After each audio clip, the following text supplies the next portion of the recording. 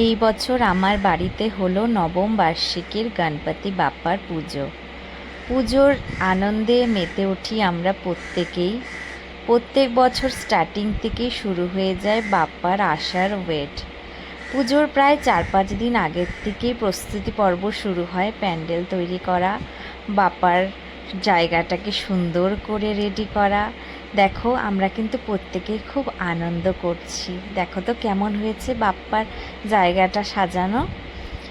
তো বাপ্পার আসার সূচনাটা কিন্তু হয় আমার বড় ছেলের থেকেই। ছেলেই যখন ছোট ছিল তখনই ও বলেছিল যে গণপতি বাপ্পাকে বাড়িতে আনবে। সেই ছোট্ট ছেলেটা ওর পাপার কাছে আবদার করেছিল যে পাপা গণপতি বাপ্পাকে আমাদের বাড়িতে আনবো। সেই থেকেই পুজো স্টার্ট হয় আর খুব সুন্দর করে এই বছরের পুজোটা কিন্তু কমপ্লিট হয়েছিল।